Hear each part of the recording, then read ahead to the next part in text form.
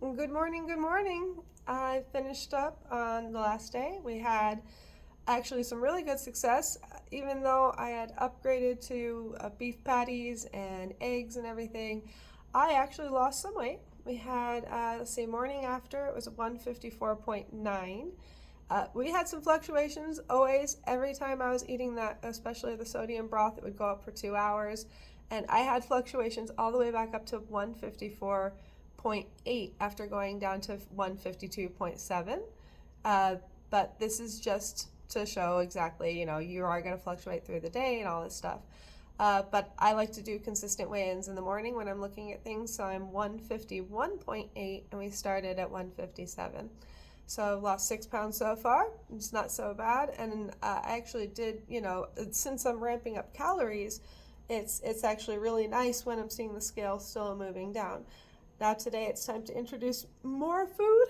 We are going to be eating the organic chicken from yesterday that I cooked up. I'm still haven't done the broth experiment because the broth is still going on. So the broth experiment will probably be tomorrow and the next day. I'm going to do the exact same food profile the night before, and I'm going to go ahead and have, a weigh in before the broth, after the broth. I just want to, because this is a part of a food experiment, this is something I encourage you to do as well. You're trying to find what causes inflammation and bloating in you. What causes you to gain weight? So I noticed it seemed like I was getting just a little bit more flamed over that, specifically the Costco chicken, but we're gonna unred flag it if we can. And otherwise I have that organic chicken in the refrigerator and the crock pot now. So in addition to that, I have some beans that I made in high protein broth. So I'm going to be eating chicken and beans, and I'm still going to have eggs, and that's what I'm pretty much going to stick to today. Again, just trying to stick with high protein just so that I can easily hit my macros, continue to focus on the mental side of it, trying to keep my portions right, trying to make sure that everything is spaced out correctly, making sure that I'm letting myself digest the former meal before eating the next meal, and making sure I've got my exercise done and things like that. I'm trying to think of if there's anything else. I think this is going to be kind of a shorter video because there's just not very much to say at this point. The fasting is going pretty well. I know I said yesterday I was going to go into normal nodes, but I'm actually going to try just a couple more nodes just because I'm still not done with my experimentation. I want to know what my normal node should look like a little bit better before I jump into it. And that should, there's also, I've looked up a couple other nodes, and I might actually go into another fast this weekend just because I'm excited to do it. They had another fast that I didn't even know about, and it's called a fat fast. And there's different ways you can do it. You can either do coconut oil, or you can do olive oil, or what I'm going to do is heavy cream. And I don't think I'm gonna get the heavy cream from the raw milk stand. Probably not. Although I don't know. I might. I am an adult and nobody's getting sick in my town from raw milk right now. So I might try that little craze out because I did look it up. It does have more vitamins. I might give it a shot. Otherwise, I'm probably just going to get the organic heavy cream, probably Horizon from Costco.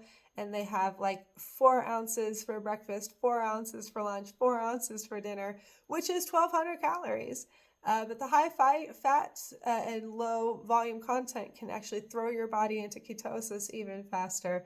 So I'm not sure if I'm going to try that this week or I'm going to try it next week. But I'm just going to keep trying different kinds of fasting because it is only 24 hours. It's not a huge shock to my body, and I'm having a lot of fun. So I've been doing fasting since I was a young teenager.